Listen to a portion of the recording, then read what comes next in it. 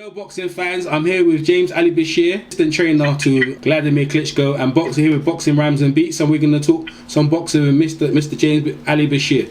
Hello Mr. James Ali Bashir, how you doing? I'm doing pretty good. Oh, that's great to hear. They're great to hear. So what new things are happening in your camp, and what's happening around with Wladimir Klitschko, if you can share with us? We're in the process of preparing to defend the title against I can't even remember the guy's name. Lepai from Australia, Lepai, whoever that is. You know, I'm not privy to the information on him. You know, the guy. You know, I think his name is Alex Lepai. Yeah, Alex Lipa, Lupa, whatever. You know, it's just another thing to me. You know, I can't get excited about it. You know, I'm trying to get excited about it, but he just defeated Dennis Boystoff. I saw the fight the other month. I never saw the fight. Yeah, I saw it. He bullied him around the ring, and he floored Dennis. And I was shocked that he got a title shot. To be honest, I'm not gonna lie. But I'm shocked that he got a title shot too. I'm so shocked that I can't get excited about it. Wow.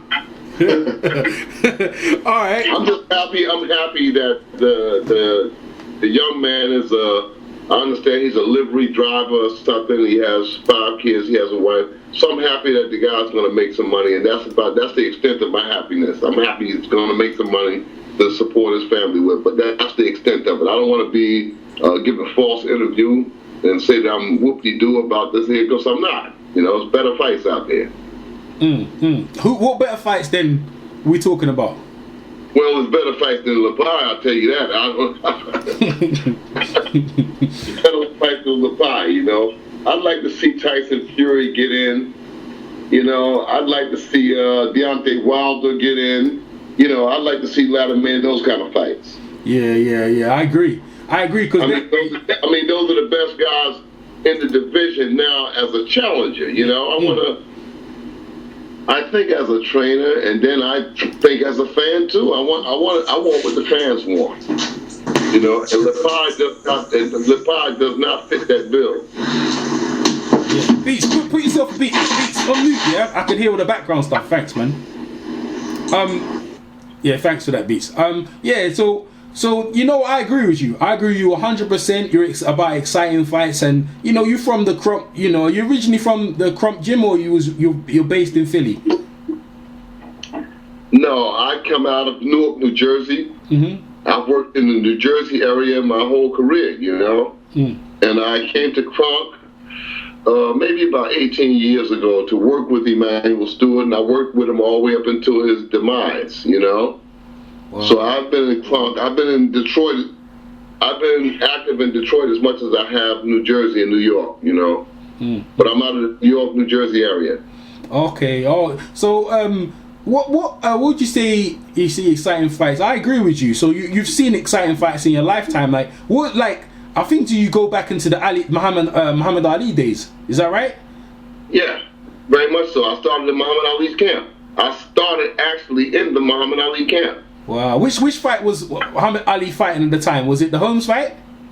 It could have been a number of fights. I was there working with Matthew Saad Muhammad, then the light heavyweight champion. So I was there, you know, often with him, coming into the camp to box with Ali.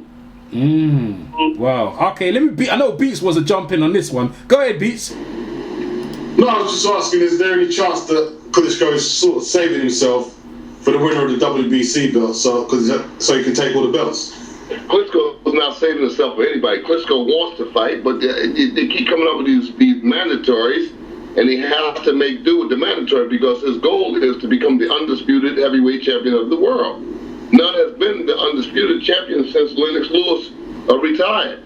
And Vladimir's goal is to maintain all of the belts at one single time. So he's not going to save himself. He's going to fight whoever they present to him. But yeah, I know that he has his eye on the WBC belt. Wow, you know what you just said there? That's what I wanted to hear. I mean, I've been discussing with many fight fans, And I'm telling people, I don't know if you agree with this, I think Lewis is still the champion. The reason why I say that, he's the last undisputed champion at all the belts. And obviously with the Klitschko brothers having the belts, but it was separated. Now if you're telling me, obviously Vitaly wants to go and get all the belts. That's the best thing, best news. After he gets all the belts, he's going to retire, or that's his goal, just to get all the belts? Goal is to become the undisputed champion.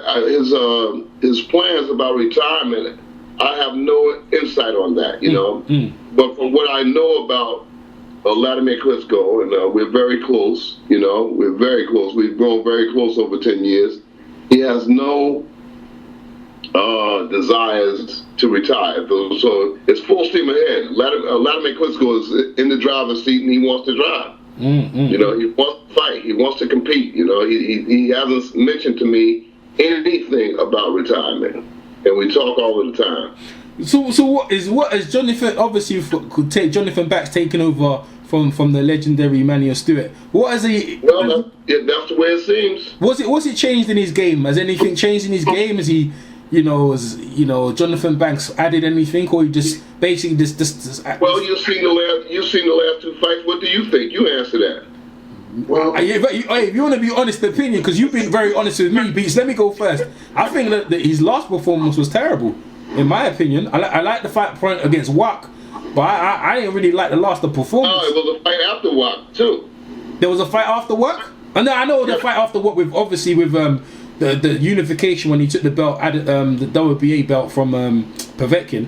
But that's the fight I'm talking about. He fought a fight in Germany after Wack. I can't even remember the guy's name. No, but I'm talking about I'm talking about the fight with Povetkin. You're asking me about his performance. Povetkin came after the last fight, but there was an Italian dude that he fought in Germany prior to fighting Povetkin. Yeah, I nicknamed him Pinata. Pinata. Yeah, so I saw him as an easy beating stick. That's why I call him that. But the performance against Povetkin wasn't nice, man.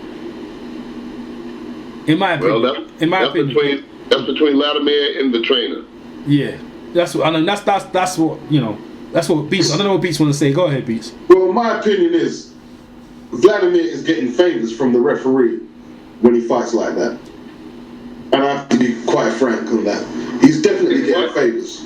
Because what I saw, he was leaning on the guy's back and he was actually lifting his legs off the ground so he could get more leverage on pressure on Povetkin's back. To me, that didn't seem in accordance with a free-flowing boxing match. Well, Wladimir Klitschko's team. So, styles make fights.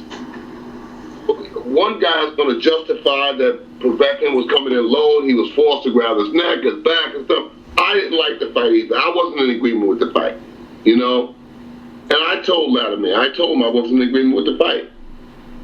I said to him, I expressed my opinion to him, and I tell him, what I like and what I don't like, And I didn't like the fight either. So, what are you gonna do? He got the W.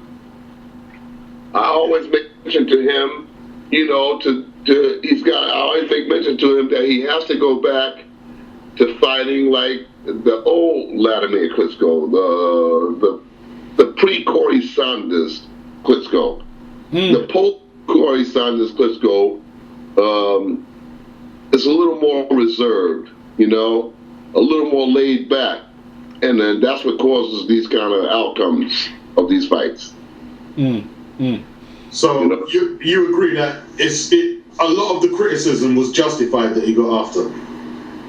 Yes, I would agree with you. Yes, I would. If I was a fan, or if I was a fan or a journalist, I would have those things to say.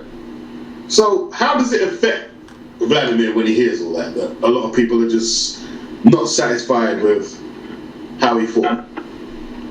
Wladimir Klitschko is his own worst critic. So he hears the people, he hears the journalists, he hears and sees what's written in articles about his fighting style, about his legacy. So yeah, he's his own worst critic. He's always trying to be the perfect guy. He wants to get it right. He wants to do better, It's just a matter of him crossing that line, And nobody can say when that's going to come. You know, nobody can say. You saw the second round of the fight when he opened up on Povetkin. You saw what happened. Mm-hmm. You know? Mm-hmm. And that's something you can't teach. That's something that comes with the birth package. That comes naturally to a fighter. He got angry and he threw punches. You know? But you have to wait and see what's going to happen in his own mind. Well, he can redeem himself. You know, a good performance will erase the last performance, you know? There's no doubt about that. Yeah, well, you know, he needs a good performance with you know, this man that he's fighting, Lepai. He needs to get rid of him because the guy has really no business in there with Wladimir Klitschko. I don't care if he is the number one contender. My opinion, he has no business in it with him, and Wladimir needs to get rid of him. He needs to do a clean job, basically. He needs to do Yes, he needs to do a clean job. Go in and knock the guy out. This is what the champion does.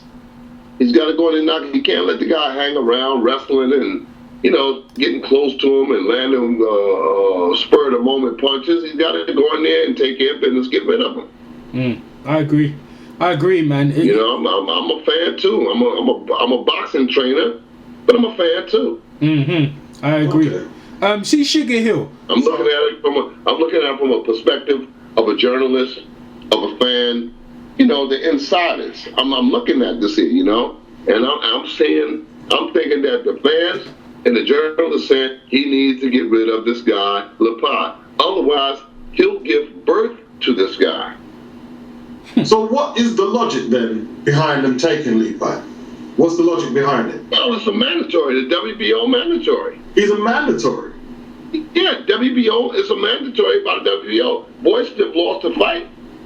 So now the WBO made Lepai the mandatory, so he has to take it to maintain the belt. You see, Wladimir Klitschko is not fighting like everybody else does. Everybody else that has multiple belts, they're only going to defend that belt that they're prescribed to defend, and then they sit on the other belts. When Wladimir goes to the dance, he defends all of the belts. He pays the sanction fees on each one of those belts, and he goes in to defend those belts. Well, if it's a mandatory, then nobody can really, well, they're going to criticize him, but technically you can't really say much. If that's who they want to fight. It's a mandatory. He's got to fight the guy. He's got to fight him to maintain the belt. His goal is to become the undisputed heavyweight champion of the world, so he has to go along with the mandatory defense if he wants to maintain the belts. What do you think of them making Vitaly Klitschko the champion emeritus since he retired? Like he's still got a claim to the title even though he's retired. To me, all of this stuff, you know, champion emeritus and the WBA regular champion, all of it just a means of hustle, make money. You know, they're getting sanctioning fees, so they have a vested interest in making these fights. That's what it is, man. Yes, you got the gold belt, the green belt, the orange belt, and this belt, and Intercontinental, that belt, and this belt, and they're collecting sanctioning fees. So they have all these people have a vested interest in promoting this kind of stuff. You know, and at the same time, it's chipping away at boxing. Yes. You know, the people get confused about it. I mean, years ago it was the WBA and the WBC. And then years before that it was the IBC. Before the WBA came into place, there was something called the IBC, you know? Yeah. The first of my time, you know, and I'm coming from a young guy, you know. I started amateur boxing in 1959. I had my first fights in 1959, and it was something called the IBC. Before a long time before the WBA. Okay. I remember, when I say remember, I know there was an NBA, and they used to have the New York Athletic State Commission world title. Just go online and do some research called the IBC, as I remember. You know? What champions held that belt? Was that a popular belt? It was a world title, the IBC. Okay. You know?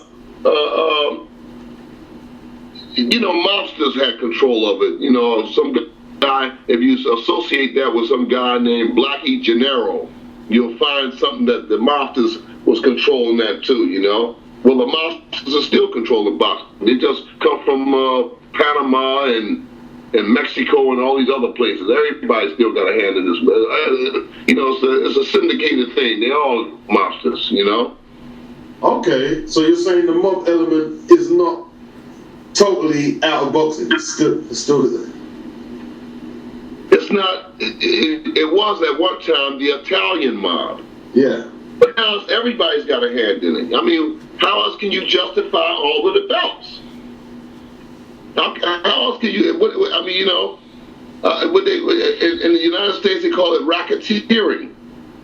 If two or more people involved with a scheme to make money, they call it racketeering. And how else can you describe it? Well, you can't describe it. Yeah, you can't keep up with the who's who in boxing because there's so many damn belts. That's right. So many damn belts. You know what I'm saying? So the individual has to go out and make claim to the belt. Like a guy like Floyd Mayweather Jr.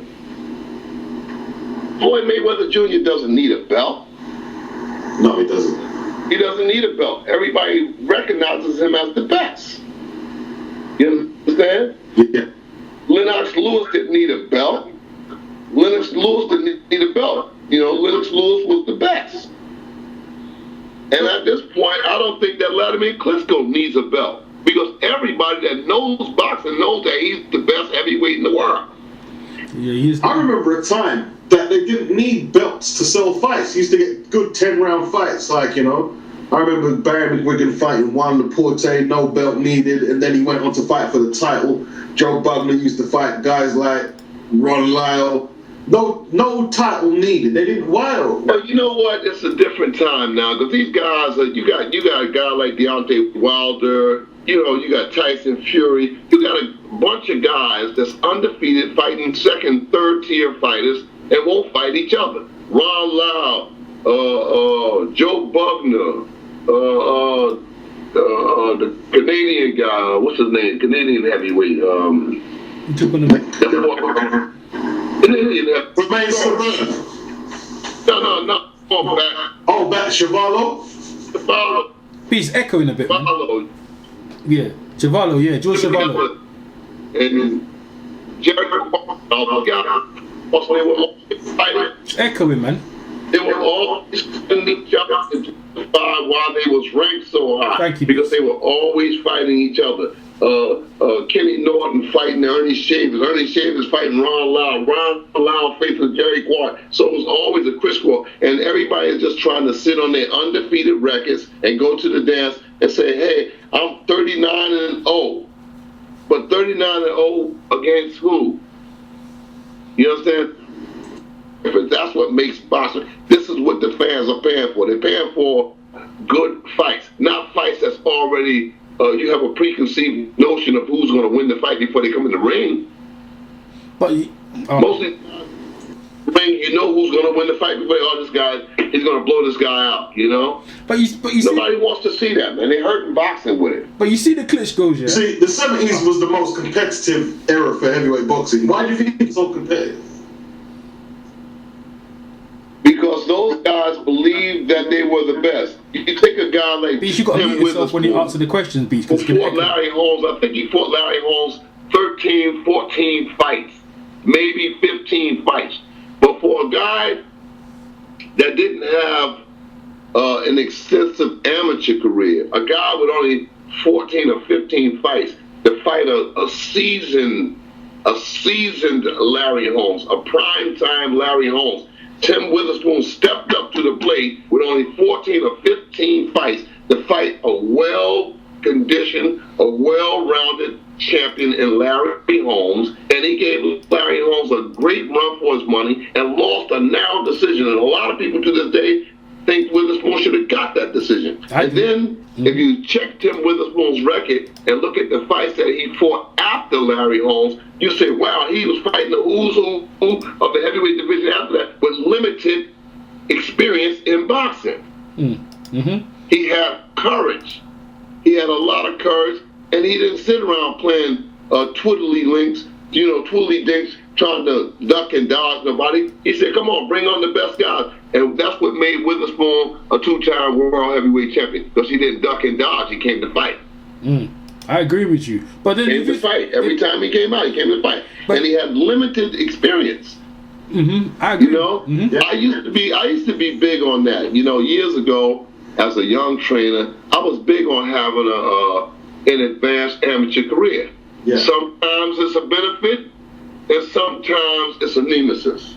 Yes. You know what I'm saying? Sometimes it's a benefit, sometimes it's a nemesis. Sometimes it can do good for fighters, and sometimes it can hurt fighters. You know? You see, to me, it would be hard for the heavyweights today to beat someone like Witherspoon. If you look at his resume and say a 5-year period in the 80s, like he fought Holmes, he fought Pinklon Thomas, he lost his title to Pinklon Thomas, he fought Tony Tubbs, he fought Bone Crusher Smith twice, he fought Frank Bruno in the UK. They're just not competing on that level. They're just not doing that. You know? No. He's got they're trying to stay safe. Yeah, I agree with you. But then if you see, even the 80s was very competitive. Very competitive. They must see. What annoys me when I talk to people about heavyweight boxing these days, they keep bringing the size of the fighters today. I said, yeah, they're big, but they don't compete as hard. I don't think they've got the same spirit. So you can be big, but if a man has got more spirit and will than you and know-how, and he's doing it regular against a higher level, you can be big as you want. You're gonna fall over in a big test. That's what's gonna happen. Yeah, guys are big and strong guys, but later went against Klitschko, and he took a beating.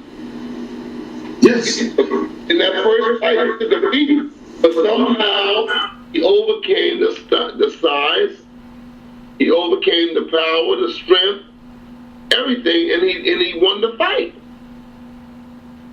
Yes, he did.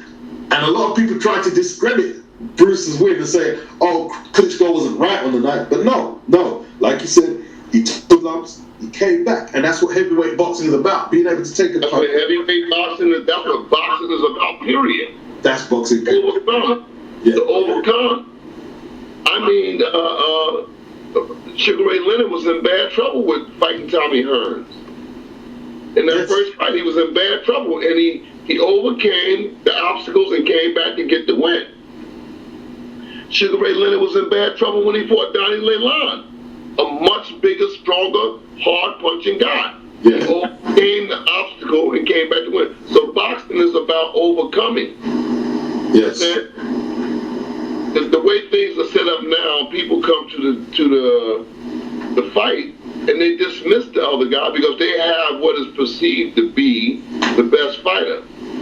I mean, arrogance. I watched the way a lot of trainers come in, Freddie Roach and different guys come into different scenarios because they got the best guy. They come in with an arrogance like, I'm going to win this fight. I'm with so-and-so.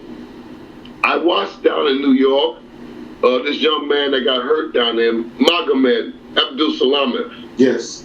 Fighting Mikey Perez. I trained Mikey Perez in the fight before he fought Magomed.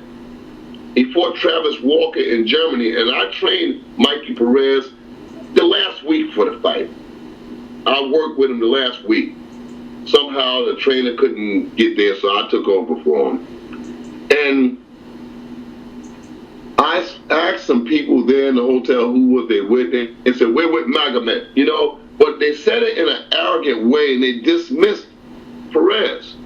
And I thought in the back of my mind that they got no idea who they're in there with, because I worked with that kid in the Travis Walker fight. And I'm telling you, in my mind, I said, well, how could they dismiss this guy and they don't know? I worked with him in the Travis Walker fight. He broke one hand, then broke the other hand, and he kept on pushing. He was trying to take Walker out of there. The fight went the distance, but it was a tough fight.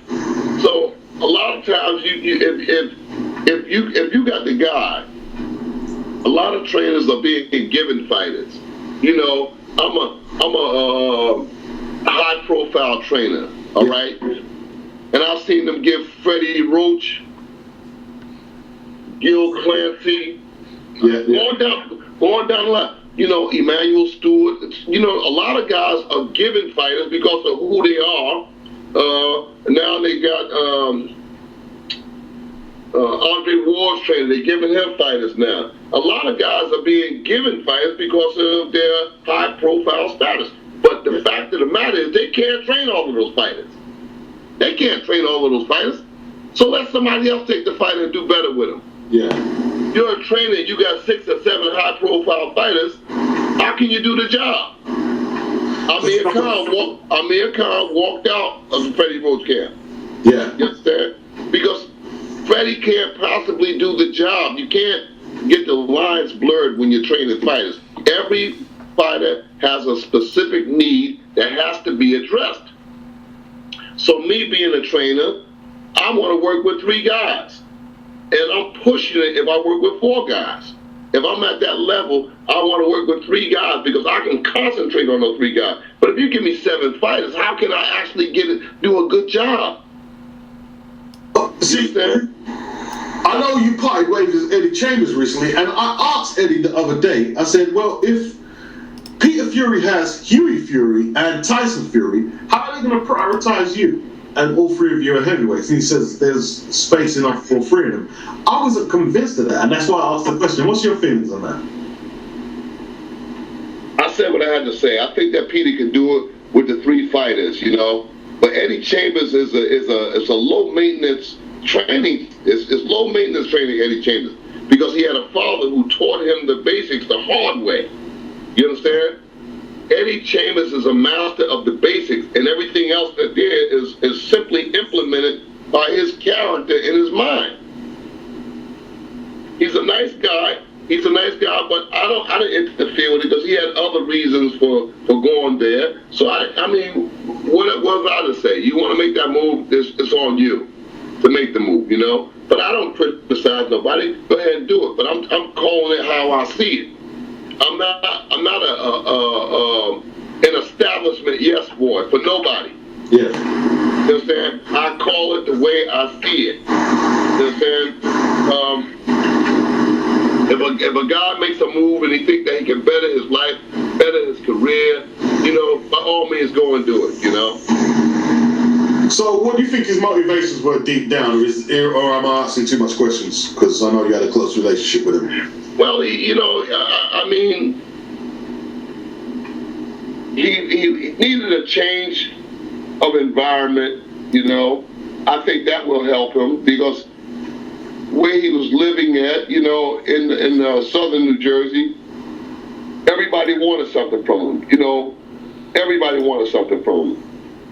So I think that change, when he worked with Tyson for the David Haye fight, I think they were getting along well.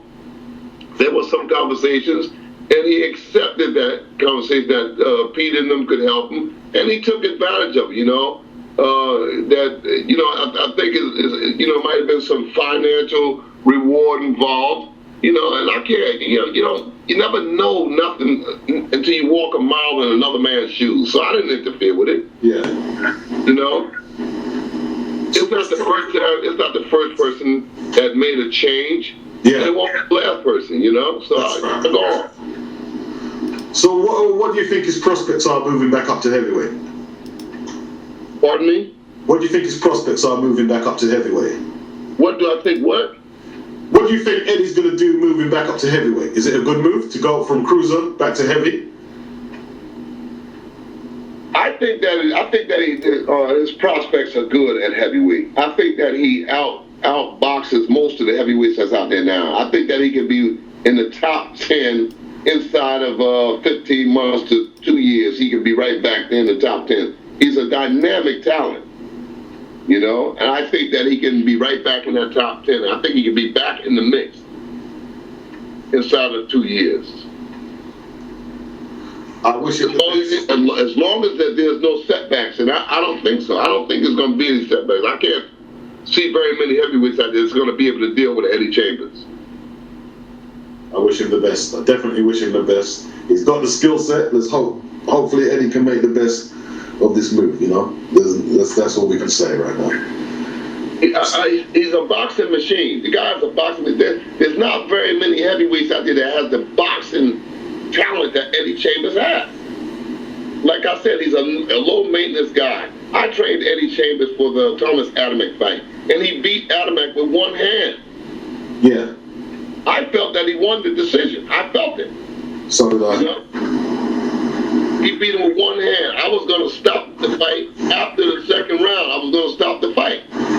I said to him that I'll stop the fight. I don't want to see you injured. He said, no, I'll do it. Because his adrenaline was up and he was going to get through the pain and do it. And I thought that he beat Adamek with the one hand. I thought he won the fight too. I think it was one of the better fights that he ever had. You know, he showed a lot of grit that night. He showed a lot of skill. But he lost the decision, you know.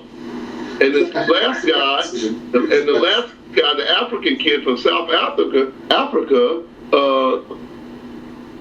Machuno. Yeah. Machuno to me, you know, I mean, so everybody has an opinion. Machuno to me is one of the boringest fighters I've ever seen. He's boring because he's got this safety first style. He wants everybody else to do the work. If I had told Eddie Chambers, stay back and box, the fans would have been throwing cups in the ring that night. So I told Eddie, you go forth and cut the ring off and try to make the fight. But I was doing that for the fans. I was mindful of, we were on television, I was mindful of there's millions of fans watching this fight. Go and cut the ring off and try to make the fight. And the guy laid back and tried to counterpunch all night. He's fighting off his back foot all night. He's not coming forward. He's not doing anything to make the fight. He's a boring fighter. I just watched him fight again with another South African dude. He didn't do nothing. He just stayed back and counterpunched. So everybody else is making the fight. He's coming forward, doing the work, and he's sitting back, slapping the guy, and outpointing the guy. Yeah, because he's 5'8", and that was beats 1 minute. Yeah, that was. Isn't it down to you as the strategist in the corner to do everything that Eddie can win? And obviously you want to entertain the crowds first, but the W comes first. So if that's the case, you'll have to take some of the burden for sending Eddie to come forward, because that's not Eddie's style. Of course I'm going to take some of the burden, but when I'm telling you, I did so. I saw what they were doing from the very first round. I could have said, Eddie, lay back here and pity pat with him. I could have told Eddie to stay back. I could have told him to wait back, you know. But that's not the way to fight. That's not boxing. You know, get the W at any cost. You're right, get the W at any cost. But for me, boxing is fighting. All right?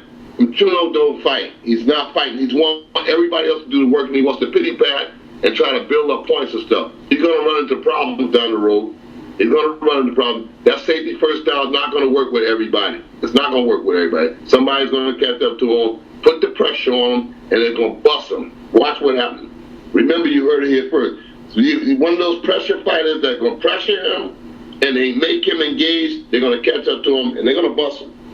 But that's the way he fights. Okay, Errol, what you got to say, bro? That's the way he fight. That was the Nigerian guy in the weekend. Where you at, Errol?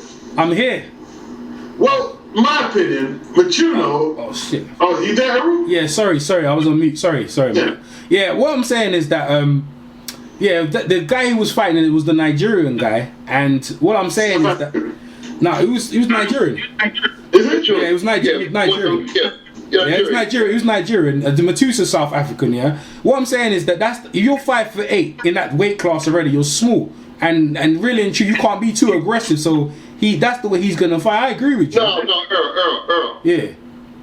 How you 5'8" in that weight class? Let me interject for a minute. Go ahead. The white Muhammad Kawi was what? 5'7"? 6. 5 feet? No. He's about 5 feet 6.5, 5 feet 7. Yeah. All right, I grew up around the guy, yeah. right?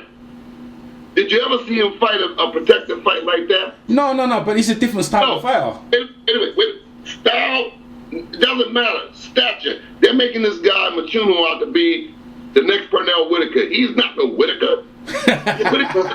Muhammad Kawi used to break weightlifting records in jail and stuff, man. No, bruh. Let me tell you something. I know the man personally.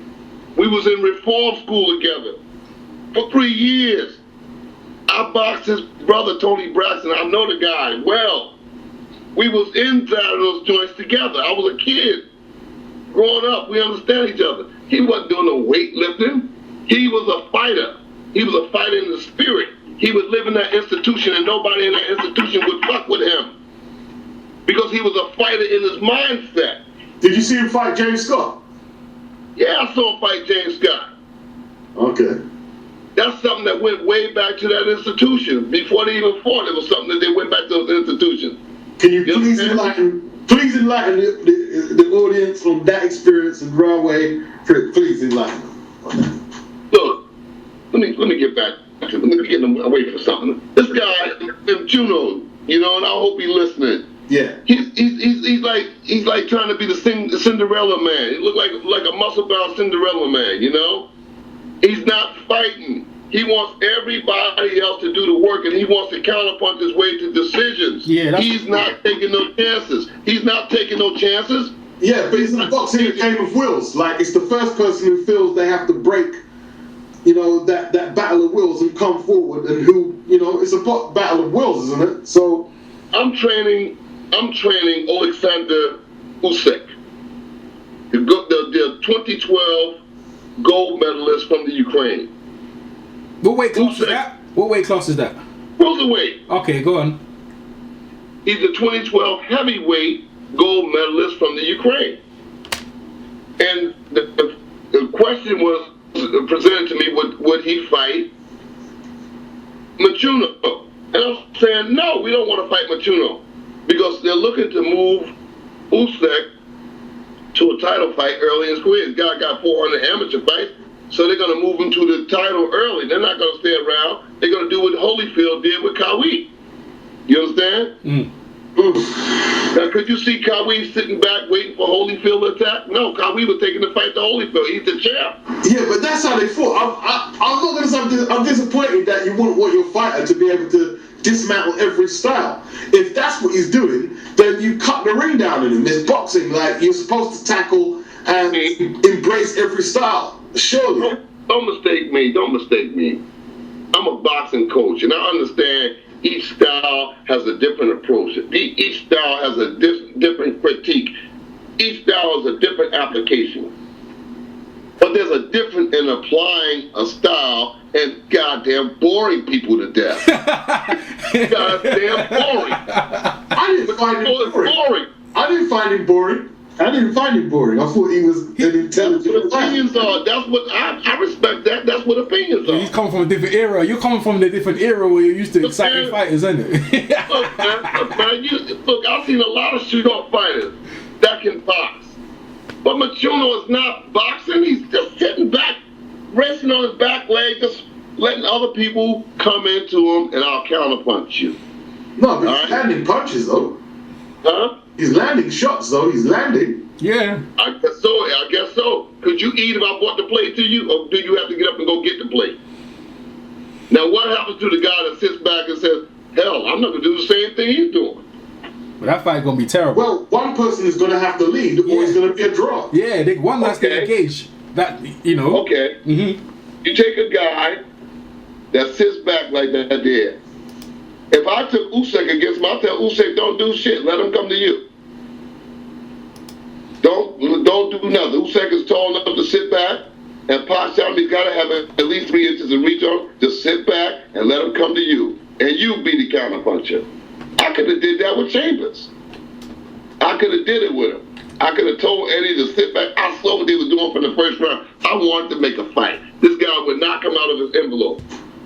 But actually, because no disrespect, he won the fight convincingly. It was on Eddie. Like, if Eddie was going to come forward, it was on Eddie to make the adjustments. Why? I didn't see any reason that Machuno was because Eddie Chambers is a counterpuncher. Yeah. I'm trying to force a counterpuncher to take the lead. You understand what I'm saying? I mean, Eddie act out of his nature. Go get this guy. This guy ducking and dodging and slipping and sliding through the ropes and stuff, ducking and dodging. I could have told Eddie, lay back and do the same thing he's doing. Yeah, he should have. That's how Jimmy Young beat Foreman. Listen, he should have. Listen, but Jimmy Young was taking some. No. Jimmy Young was taking chances with Foreman. Jimmy Young was bopping and bipping and bopping and bipping. Machuno's not doing that. Machuno's laying back on that back foot. He's resting on his back leg and letting fighters come directly into him, and he's counterpunching. We'll see what happens. We'll see.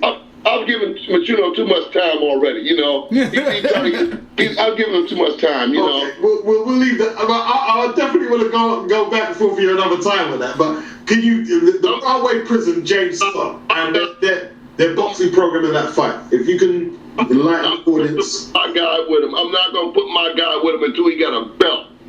When he fights Usyk, he's going to have a world title. Otherwise, we're not getting in there with him. I ain't in the movement. I agree with you because he's awkward. I agree with you. He's awkward, and you're talking awkward, ugly. He's already 2 feet tall. Then he's bending down. He's 1 feet tall. You got to go down to the floor to get to him. No, I ain't doing that again. Yeah, just for the record, Machuno, I love this style. Yeah, I interviewed Machuno. Just for the record, Machuno, your style and you can take a walk. Your style, Machuno. You ain't your style can take a walk. Wait. You ain't your style. Echoing, bro. Echoing. Wait. But you and your style can take a long walk up a short block. Okay? Out of here with that. Oh man, Jim. I interviewed Machuno, man. He's a cool guy, but I hear what you're saying. I agree. No, he's a nice guy. Yeah, I agree. Yeah, I know. We're only joking. Nice guy. Yeah, you know where I'm coming from. You know where I'm coming from. Yeah. Of course.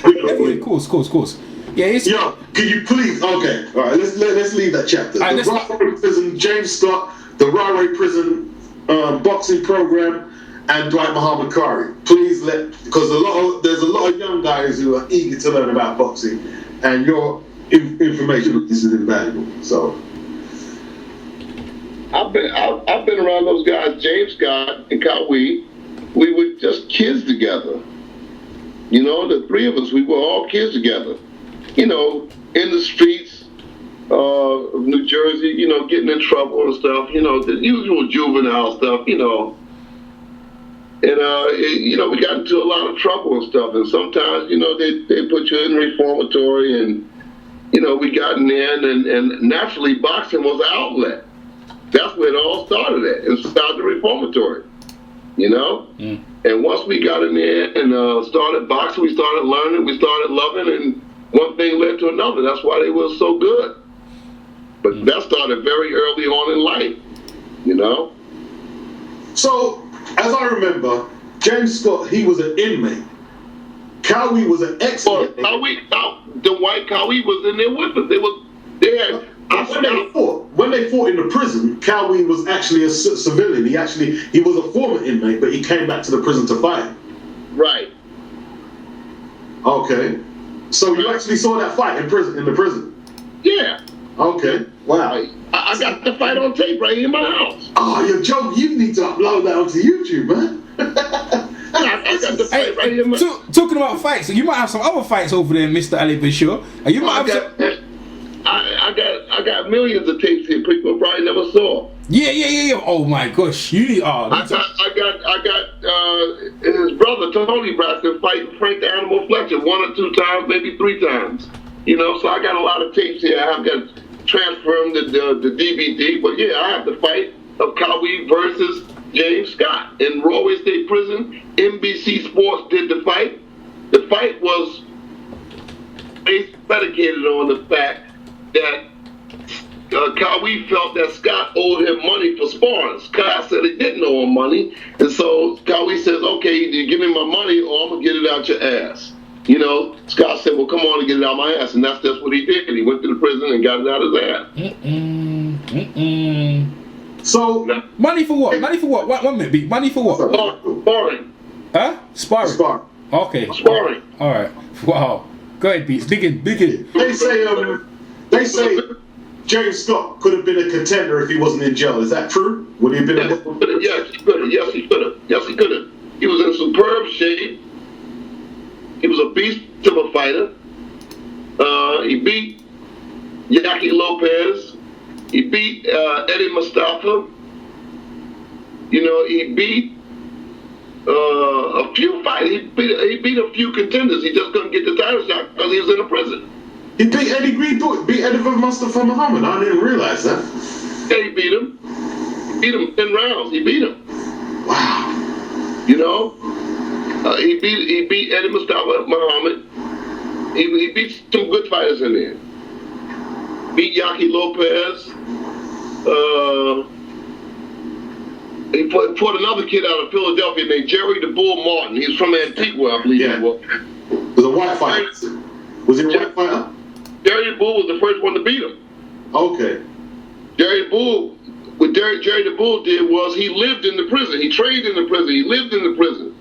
The administration allowed him to live and train in the same prison that Scott was in. He trained in that prison for 6 weeks, and he came in and upset Scott. Wow. He ate inmate food. He lived like an inmate for those 6 weeks, and he came in and beat him. Wow. See, people don't realize the light heavyweight division. Can you tell these guys, because people have, Michael Spinks as the worst self-image as a boxer, because everybody remembers him being flat on his back against Mike Tyson. Can you tell some people how good he was as a light heavyweight? Michael Spinks was dangerous. He was dangerous because he was a very jittery fighter. Yeah. You know, but Michael Spinks was dangerous. He was a dangerous puncher. You know, very, very good boxer, very articulate, very awkward. He had a very awkward style. You know, as a light heavyweight, I mean, he was a great fighter. He was. Yeah, great fighter and a great puncher. You know, I can see Michael Spinks fighting a guy like Machuno. Machuno would never get near him. Spinks would slap him upside the head and run across the ring. He would never get near. He would never engage with Machuno. He would never do it. You back on the. But you're not going to beat Michael Spinks at light heavyweight. There's few guys who could beat Michael Spinks at light heavyweight. Yeah. No, you're right. Nobody can beat me. I would like to have seen Michael Spinks and Matthew Saad Muhammad fight. Oh gosh. You know what? I always like to see Michael Spinks and Holyfield as well. Oh yeah, Michael Spinks and Holyfield would have been a barn burner. That would have been a barn burner. But I think Holyfield would have won that fight. Yeah. You think Holyfield would have done it? Yeah. But it would have been a hot fight. It would have been a beautiful fight, man. because Holyfield has a mentality that says, I'm not going nowhere. I don't care what you do, I'm not going nowhere. He's one of my all-time favorites. This guy was a tough guy, mentally and physically. He was tough. Yeah. Mentally and physically, Evander Holyfield was tough. Tough nut to crack, you know? Yeah, I agree, man. Bad man. Boy. Yeah. So let's talk about the Ali camp, back in the Ali days then, man. So you ran in them days when they were doing that. Let me talk about. Do you see Sugar Ray Robinson fighting? Or it was a bit. No, I didn't see Sugar Ray Robinson fighting. Only on film, and nobody really saw Robinson at his very best, which was at welterweight. Yeah. You know what I'm saying? We saw the films we see is at middleweight, but nobody really got a chance to look at him at welterweight. That's where he was really at the top of his game.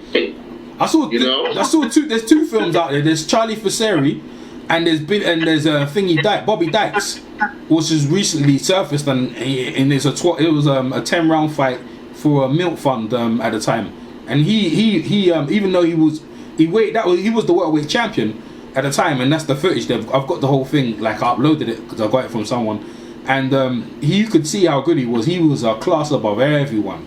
You know what's scary?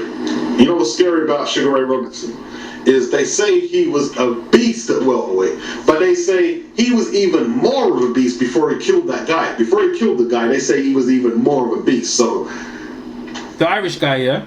Yeah, he killed that guy. Yeah, that'll do it. You know, I always pray before and after a fight, specifically for the fight.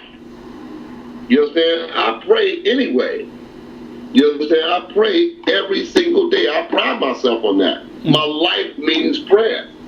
But when I get ready to go to a fight, I pray the night before, in the evening before we go to that ring. I don't never want to experience that. I don't want nobody to get hurt. This is a sport. And I'd rather stop a fight too soon than stop it too late. People were critical of me because I stopped the fight between Monty Barrett versus Nikolai Valua. But I felt that, you know, Monty had given his best in that fight. He was tiring, and Nikolai was beginning to land punches. I don't think Nikolai at 7 feet 2, 368 pounds, was a big puncher. But he was a big man.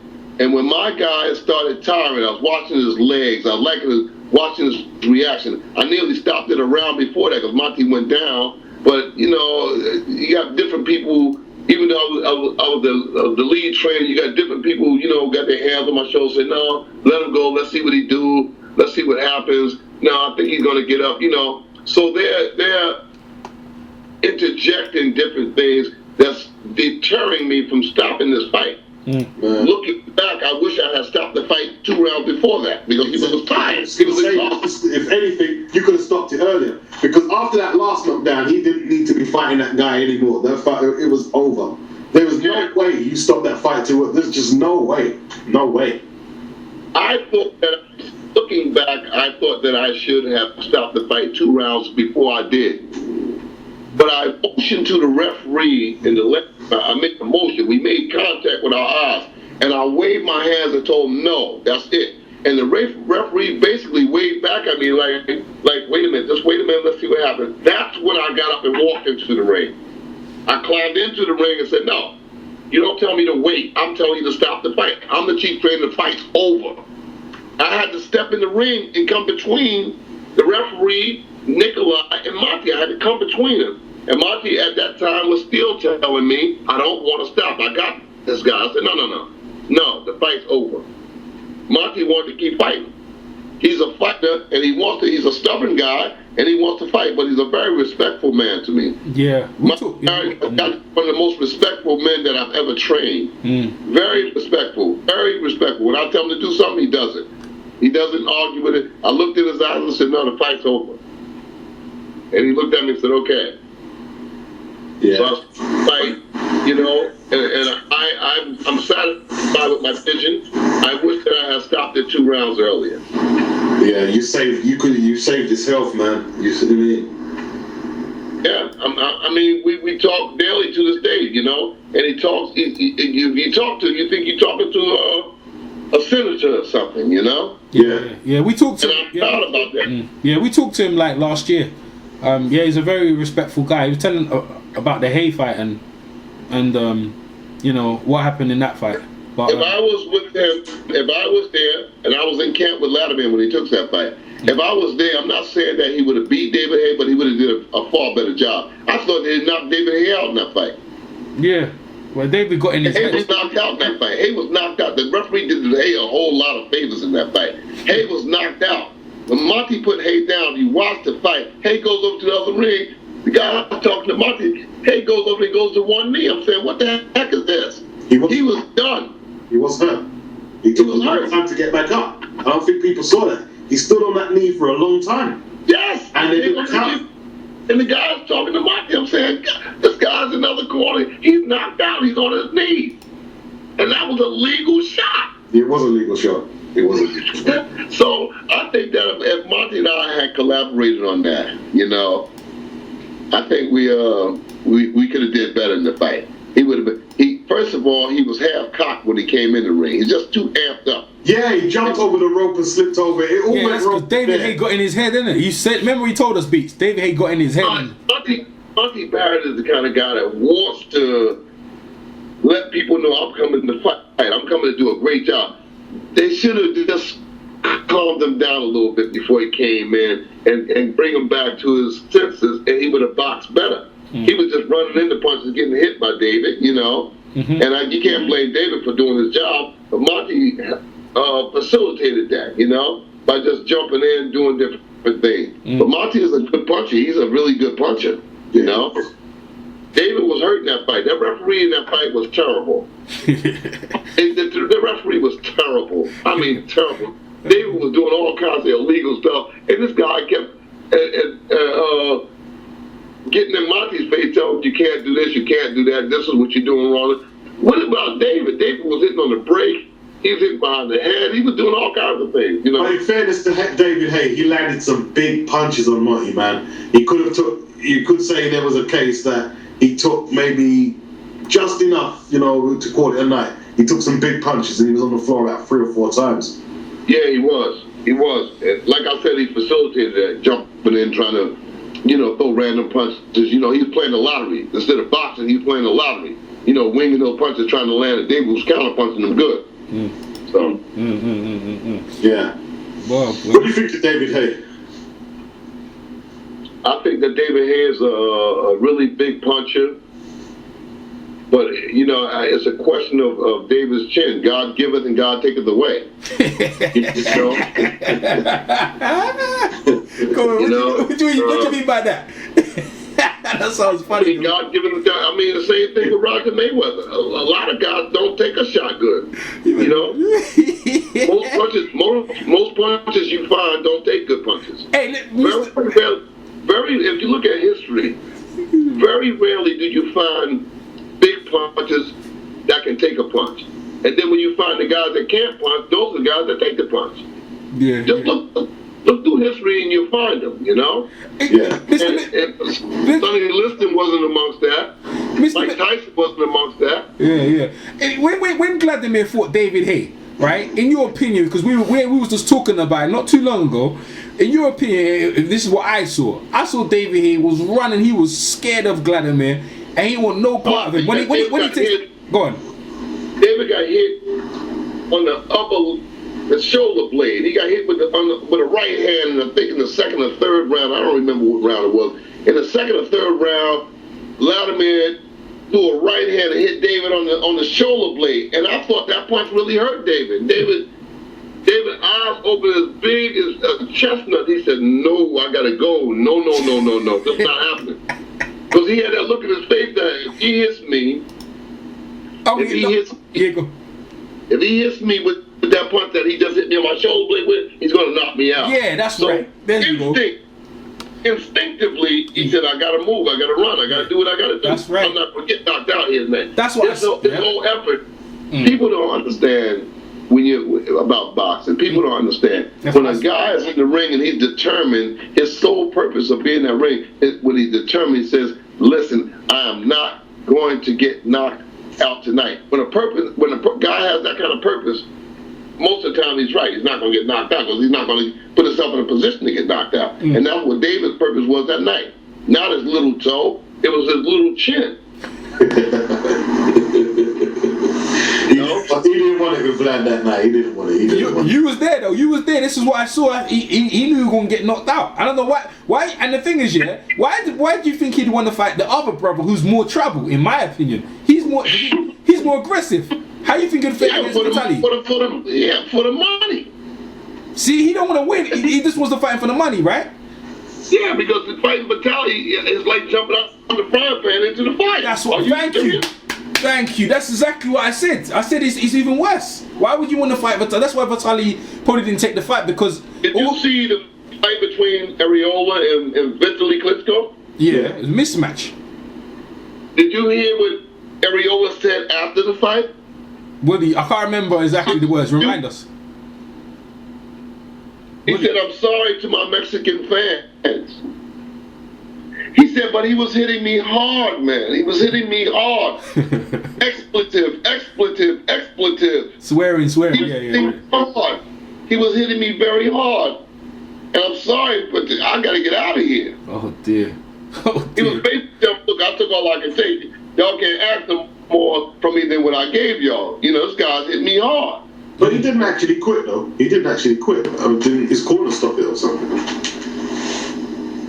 I didn't blame him.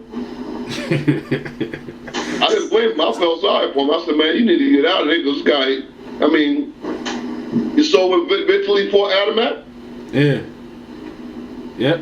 No, the worst one. I'll tell you the worst. He carried that. He could have knocked Adamat out, but he didn't. He beat him up from early. He just he's beating him. The referee walked up to Adamat and said, "Hey, listen, do you want to go to the corner or do you want me to carry you?" Adamat said, "No, I can walk." Yeah. Adamat's expression said, "I can walk by myself. I'm getting out of here." I tell you what, man. I tell you who he gave the worst beating in recent times. That was Shannon Briggs. He gave Shannon a beating, man. That was horrible, man. And Shannon took it for 12. Shannon and I talk every day and every night. Shannon Briggs is my guy. I played Shannon Briggs for the Ray Mercer fight, and he fought another African dude named Abraham O'Kine. Yeah. Shannon got to be one of the most compliable boxers that I ever trained in my life. We get along like peanut butter and jelly, you know? Yeah. And he's just an easy guy to train. He has skills. Right now, he's preparing for a comeback. He's been training for the last 6-7 months, and he looks in good shape. I think he's 41 years old, and he says that he's going to give it another run. He says he thinks he can be the heavyweight champion of the world. Damn, he was a linear at one time. Reminder, you know, he was a linear. Yeah, he was the lineal champion when he beat Foreman. Because technically, Foreman didn't lose the lineal championship in the ring. You know? Right. He don't need to prove anything. He was a linear champion, but I guess he thinks he needs to come back, and you know, if he needs to come back, he needs to come back. But wow, he's coming back because he thinks he can win. Again, I know him good. I talk with him every day and every night. He's coming back because he thinks he can win, and that's a big thing with fighters or anybody. You have to think. You have to see yourself in that role to be able to do it. Yeah, your visual impression of yourself is probably the most important thing as a fighter. If you don't see yourself with that belt of you, you're not going to win it. You're probably not going to get there. I saw something on the internet yesterday, something with Tim Bradley said, you know, Floyd Mayweather is the best pound for pound. I said, wow, that did a whole lot for my confidence in you. Why? I mean, you gonna say that Floyd Mayweather is the best pound for pound? You ain't fought him yet? But he pound for pound, he ain't Bradley don't consider himself, but in his weight class, if it was a different question, he might have answered it differently. Who's the best in my weight class? But I don't think he's a pound for pound guy. Bradley, in the pound for pound, yeah, Mayweather's the best.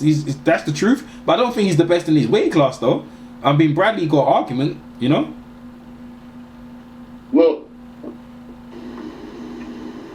I don't think you should have said that. Okay, fair enough. You don't think you can say that? I mean, come on, man. You can't say that. You think that Floyd Mayweather is the best pound for pound fighter in the world? No. You say that after you've been beaten by him. But leading up to the game, I mean, you got people, you got fans too that follow you. You're an undefeated fighter. Yeah. And a very tough fighter, very durable fighter. You know? Yeah. Don't say that. Even if you think, excuse me for 1 minute, please. Y'all talk to each other. I'll be right back. Yeah. Okay, Mr. Bashir, put that on pause. Pause your... That a guy can't take. I say some people built differently. You know, the way Terry Norris is talking, the way that Meldrick Taylor is talking, these guys, it's just, they just couldn't take it as much. I've seen guys take some brutal beatings and be talking like scholars. You know? They talk like scholars. I mean, I just talked with George Foreman over in Moscow. Okay. And I'm talking with George Foreman, and he's sitting down holding a conversation with me like, you know, like a librarian or something. I'm like saying, goodness gracious, this guy took all these shots. I don't see the effects. So I think it's individuals. Some people can just take more than others, because if you look back, Meldrick Taylor didn't take that many shots. He took a bad beating with Chavez, but other than that, you know, he was unscathed. Oh, that's not true. He took a bad beating against Chavez. He took a hell of a beating against Terry Norris and Christian was. I think that they threw him under the bus when they put him in the Norris fight. Yeah. Oh, yeah. They did. You know, I said, you know, they were looking at, well, let's get this last little bit of money. You know.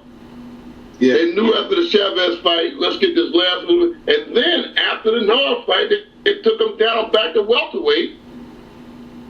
And who was the guy who fought Espana, that kid, that cat. Espana. Yeah. Espana. So they was like it was like, you know, like you had a washcloth and you wringing out the water so you can get it dried. That's what they was doing.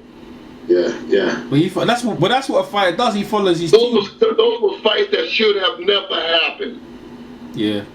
In my opinion. No, okay. I don't work like that. When I finish working with a fighter, I want to be able to lay down at night and wake up with a good feeling about myself. But people in the sport, they will see that a fighter. You take this kid, Tyron Millette. Do you remember him? He floored Zap. Huh? Did he floor Zap? Yeah, he's a welterweight kid. Yeah, I remember Zap fighting him. Look back at his last 3 or 4 Big fights. puncher. Those fights he shouldn't have been in. So you got this element in boxing that says, "Oh, I'm going to get my last bit of money on this guy before he goes." They see it. They will see it, but they won't make mention of it. You know? I worked with a boxer. I was training a boxer, Andre Paulette. Andre, at the time where I pulled the plug on the situation, and I'm very proud of it too. He was 39-4 with 37 knockouts. Andre was a heavyweight / cruiserweight. He's from Guyana. And he lost a fight to Aaron Williams up in Rhode Island. Got stopped in 2 rounds. Then he came back a year later and he lost another fight, a heavyweight fight.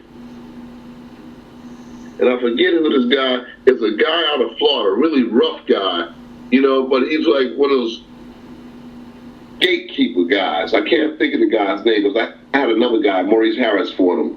Errol Sconias. And Sconias stopped Andre in 2 rounds. So we went to the airport, we sat down together. I looked at him and I said, you know, you need to find something else to do now because boxing is not for you no more. And he got a little enraged with me. He said, oh, because I lost, you ready to walk out on me, this, that, that's right. Andre, I said, just calm down. Yeah. Listen to me, young man. I said, you're like family to me. Your children, your wife, you guys are like family to me. And I would feel very unjustified asking you to fight again.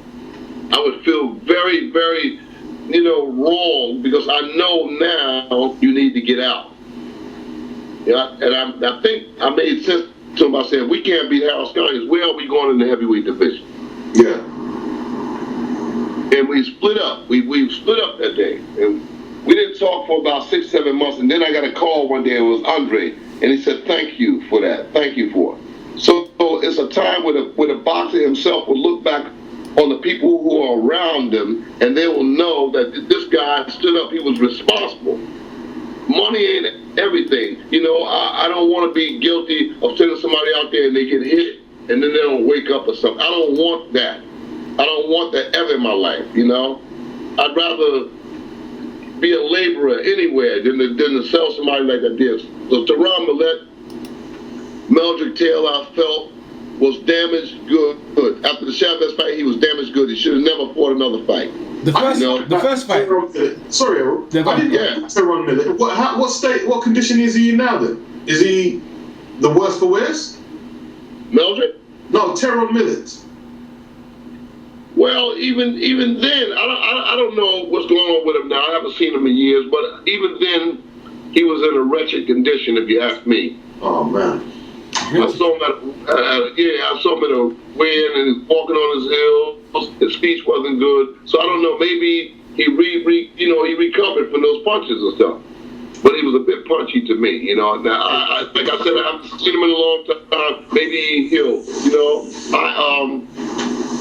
Tommy Hearns was at one point he was slurring rather heavy, but I talked with Tommy a couple of weeks ago in Detroit, and he seemed to be okay. He seemed to be okay because he was in some brutal fights. Yeah, but now that he's walked away from it, he seems to be okay physically, and that's my biggest concern, that a guy has his senses when it's done and over with.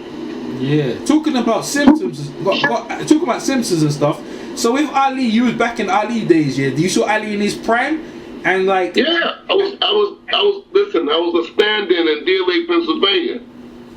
Have you spoken to Eddie Mustafa yet? nah, I ain't spoken to him. Well, when you speak to Eddie Mustafa remembers those days. When you speak to Tim Witherspoon, they remember those days. You know, when you speak to Aaron Snowell, they remember those days. We were all there in that camp together. I was in and out. Those guys were standing. They was always there. But I was in and out because I was with the Saad Muhammad camp, you know? So I would come there for sparring and stuff, you know? And some days I would just go there just to hang around, you know? What year was that then? Oh, we going back to like 71, 72, 73, 74, those times, you know? So it was a lot of fun. It was a fun place to be. It was a fun. Ali was fun, you know? Ali was fun. Elvis Presley was even in the camp, you know? You was there with Elvis. That picture of Ali and Elvis Presley. That was in the locker room. That was at the fight. But I'm talking about Elvis would come to Ali's camp. Yeah, they were good friends. You know? Wow. I mean, you know, it was fun. Diana Ross. I remember Diana Ross coming there. It was an actress, Gail Fisher.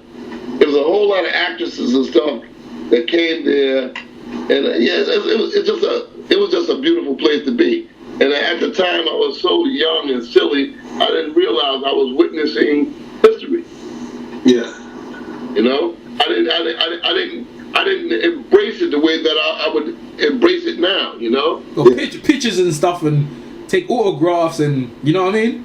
I just took it, oh, man, that's just Ali, man. Come on, man, that's just Ali, you know. But I didn't embrace it the way that I would now. I would savor every moment, you know. Yeah, savor every moment. Yeah. But all those times, it's just Ali, man. Come on, man. You know, He's magnetic, man.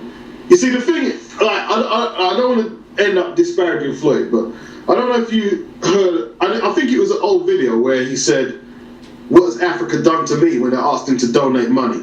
That's something Ali never would have said, especially as a black man.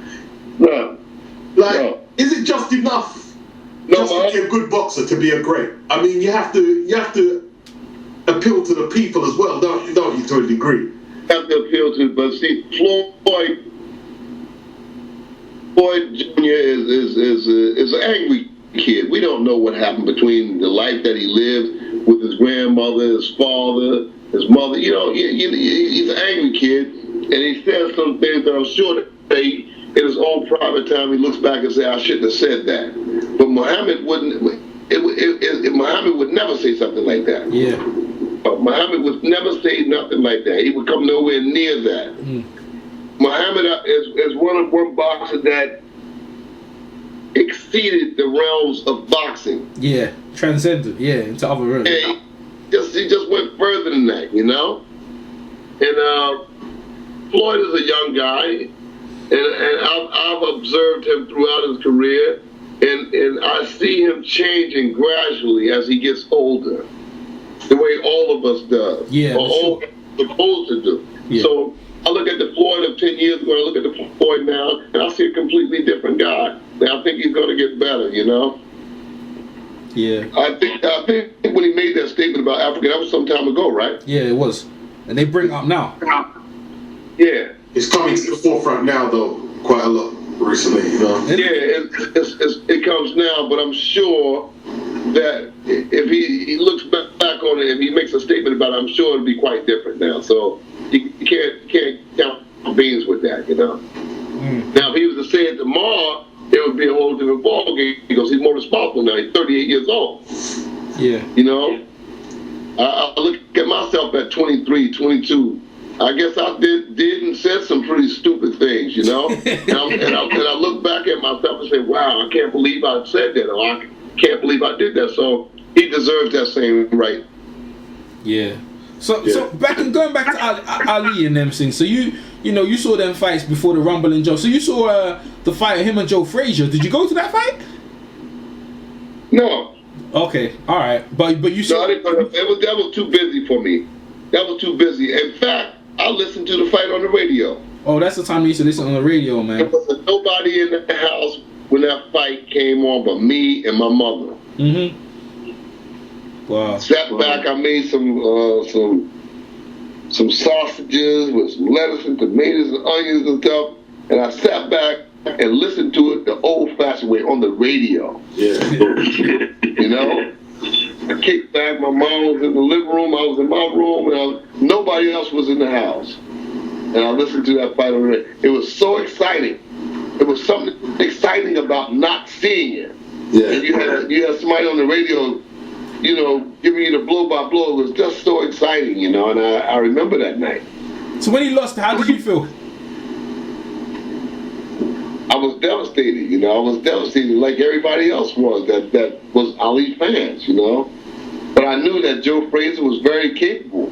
It wasn't that I didn't like Joe Frazier. I just liked Muhammad more. Yeah. You know, he had that affectionate smile and his demeanor, and everybody was a friend to him, you know. He extended himself to everybody. Mm. I'll never forget that, you know. I'll never forget that. I didn't get it. I didn't think that Angelo Dundee really liked the people in the camp at Deer Lake, Pennsylvania. I didn't get that from Dundee. I didn't think that he really cared for us being there, because we was always doing stuff that we wasn't supposed to be doing. Mm. You know, we was just running around being young men, you know. Yeah. It's like, if you go to Deer Lake, Pennsylvania now, it's like a lot of city down there now, a lot of highways and this and that leading to the game. But in them days, it was rural. It was like a lot of woods and stuff, and we was doing all kinds of stuff down there. But Ali knew he was doing stuff, but he wouldn't exclude us from the camp. You know, he seemed to thrive off of that. He seemed to get energy from us being there. You know, and he made a place for us to stay there. He fed us everything. We were just getting in the way, really. You know, and he seemed like he thrived off the energy of the people, of the attention that he got from people as well. Yeah, but Ali he intermingled with the people. He didn't, you know. Yeah, as a people. He intermingled.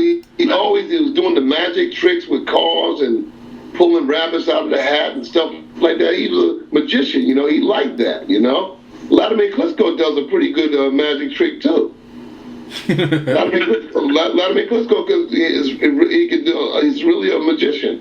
He can make the floating cars and stuff like that. So he's pretty good in his own right. Yeah, you see, because you know, like living in England and you from America, like we live in our westernized democracy. He's got this image of being a sombre character. I hear he's actually quite a charismatic guy. Who? Vladimir. Yes, he is. He's one of the most beautiful boxers I've ever worked with in my life. I've worked with Vladimir for 10 years. I've done everything from wrapping his hands and mitts until giving him instructions. Every time Emmanuel would leave the camp to do HBO or anything else, he left me in charge to run the camp. So I know him up close and personal. He's not arrogant, he's not cocky, he's a very kind person, a very compassionate person, you know? Yeah. I like him. I really like him. I get along with him very well. You know? He always takes care of his team. I mean, he's a good guy. Okay. Give us a quick take on what you think of his brothers doing now in the Ukraine. Yeah, that's a good question. I was just there in the Ukraine with his brother. Wow. I was there, you know. I was there. I witnessed it firsthand. I was there for 5 weeks. Wow. Ooh. So tell us, give us your inside take of what's going on, and give us your inside take on that and what's going on over there. Let the people know. It's a revolution for change. They want to be involved with the European Union, and the president there wants them to go back with Putin. And the people are saying, well, we don't want to do that. So I thought government was about people. But the government seems to be pushing their own agenda by saying, well, we want to get with Putin. And the people clearly said, we don't want that no more. We want to do this. Mm-hmm. We divided from Russia years ago. We want to go forward. So me thinking that it's about the people, I think that the government is obligated to go with the people, you know? I think that they want mentally there because he has the same vision that they have, and the people want him to be the president. He's my favorite boxer, sportsman, all round right now. Who? Really. Yeah, I'm telling you, these guys are really good human beings. They are good human beings. They are compassionate, and they do a lot of charity work in Africa that people don't even know about. Wow. That's going to make people hate Floyd that they do charity work in Africa. Yes. With their time and with their money, they do a lot of charity work in Africa that people don't know about. Derek Chisora said recently, within the last 6 months, that James Ali Bashir is an Uncle Tom. I never did find his reasoning out. I saw him in Moscow, and he was civil, and then 3 days later, somebody says, hey, man, go to the internet that Derek Chisora called you Uncle Tom.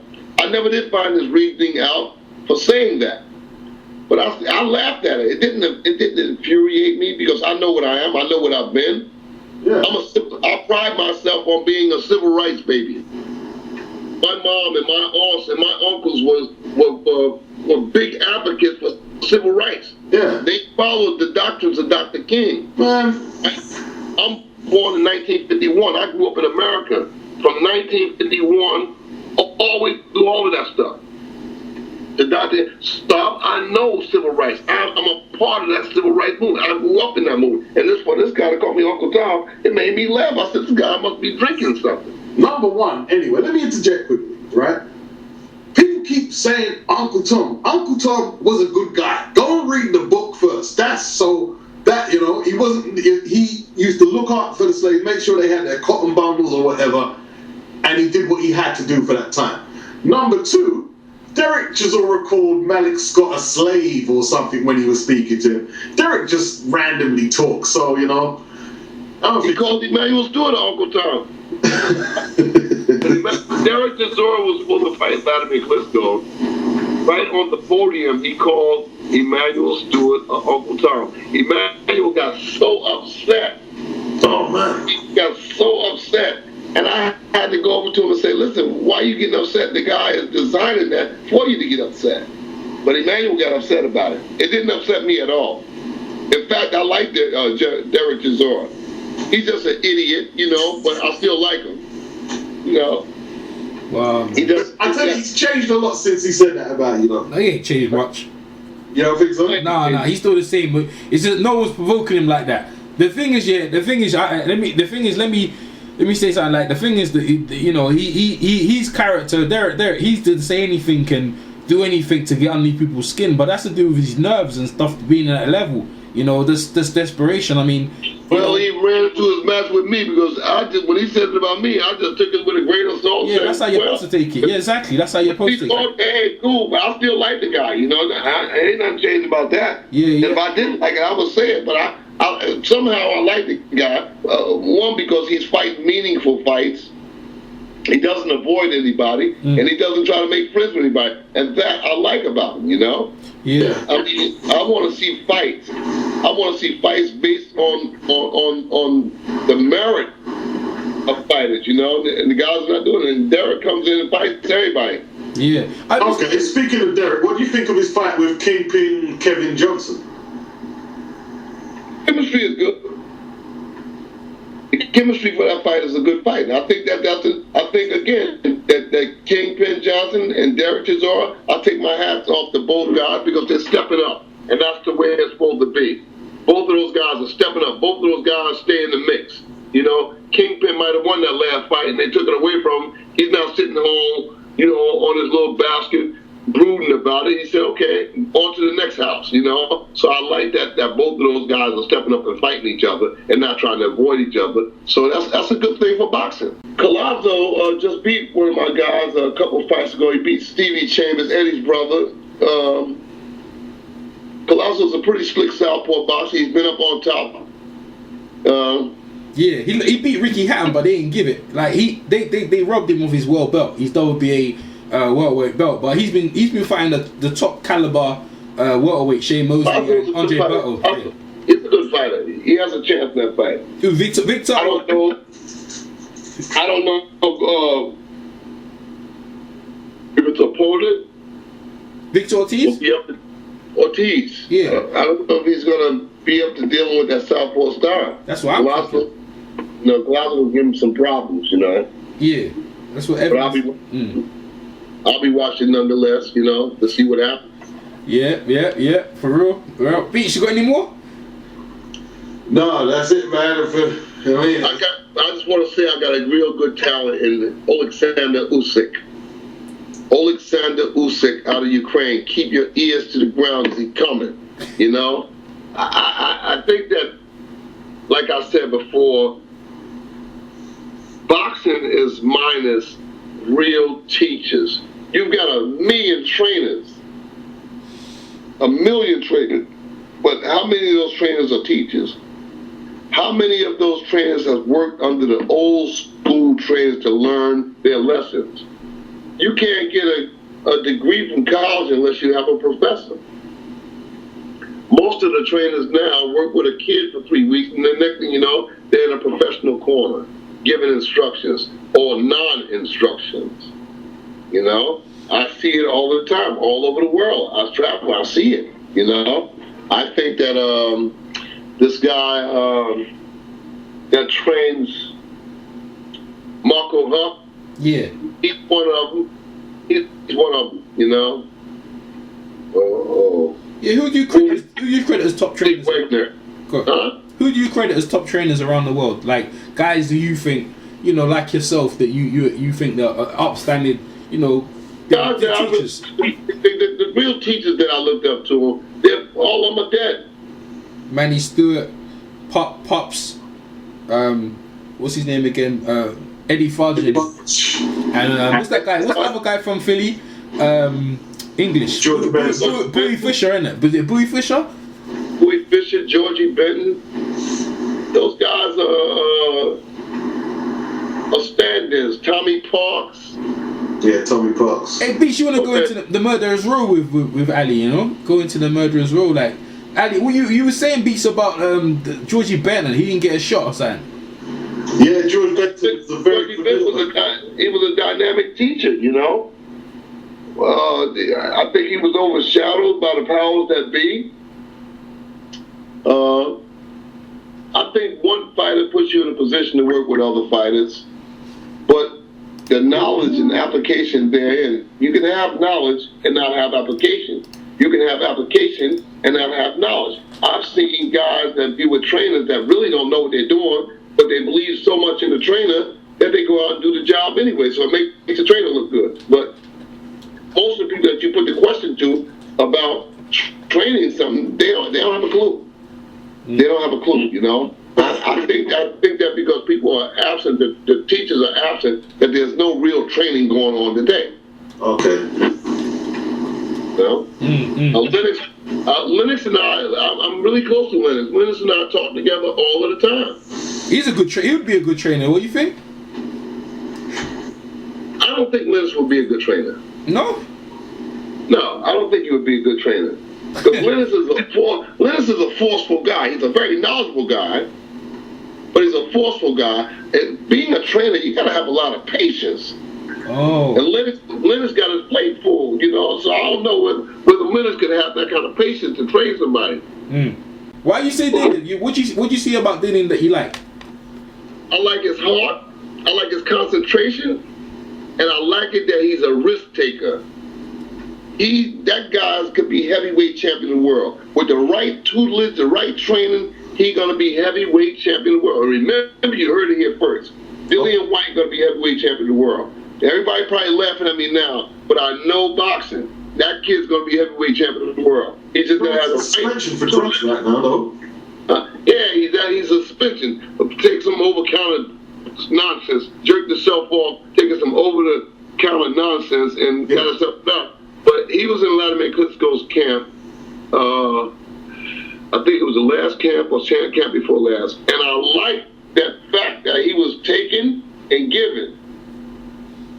And he didn't back down. He did not back down. And I like that. I liked it. I like the way his attitude. Boxing is comprised of a lot.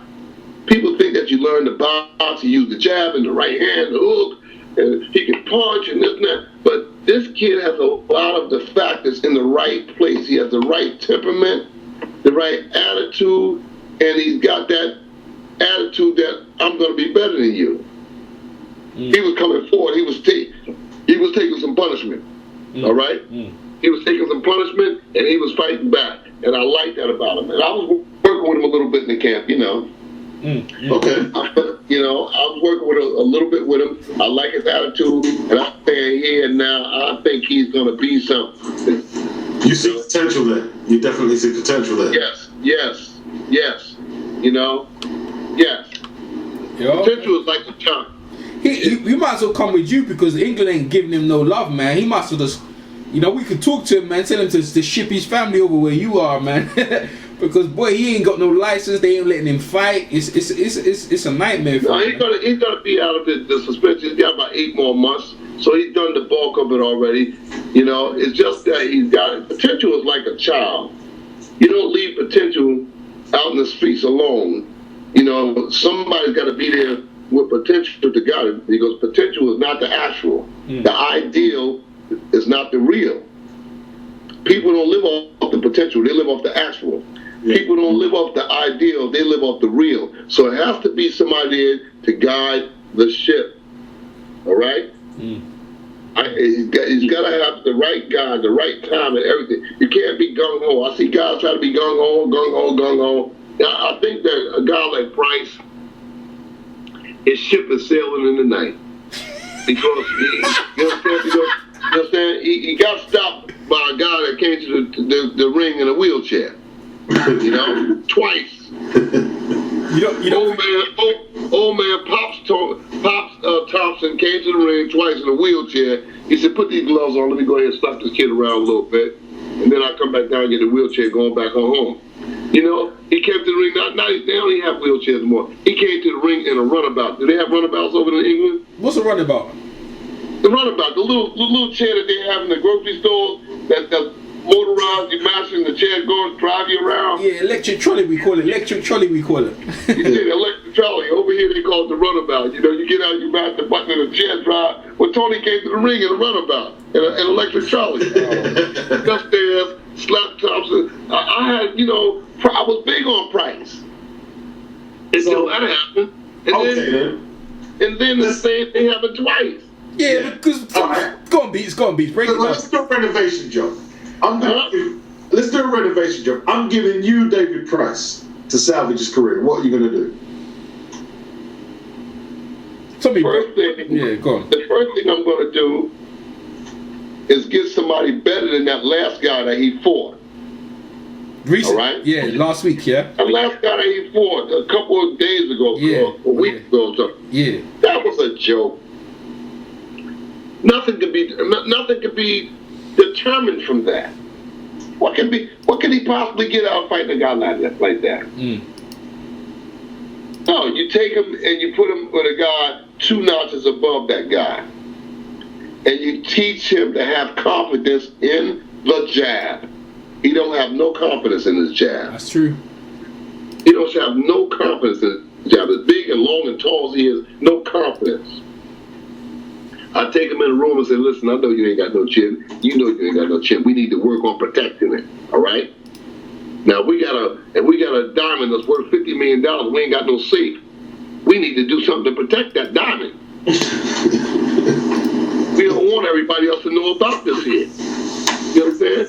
Now if we got a bird in 6 feet of mud or something where only you and I know, then we in shape. But we need to keep this a secret, man. We don't need it. You understand? So you get that jab out there, and when somebody get close, you grab them and tie them up like you're making love to them. What about leading? What about the leading on the back? Just grab him, yeah? Oh God, that's terrible. He looks like a giant octopus out there leaning back like that. Oh man. And his chin is all out the window, like he's looking to discover something, and usually he does a good punch. You understand? The same thing I said with taking him back to fight Thompson again. was crazy. Yeah, exactly. What? Yeah, it was. I knew it was. They try to say it was a fluke. They over here, they try to say a fluke. And they said it was lucky. a fluke. They said it was lucky. I mean, to you, it was lucky. They're trying to say it was a lucky shot. And it was just one of them things. We go back in there, we knock him out. I mean, he did floor Thompson, but you know what? Thompson got up and just pulled it on him.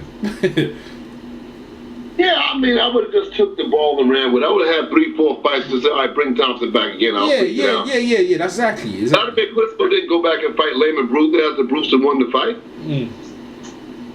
Vladimir Klitschko didn't go back and fight Corey Sanders after he lost the fight. Yeah. In other words, what is there to prove? I lost the fight, let's move on. Yeah. If we happen to meet down the road, we'll do it again.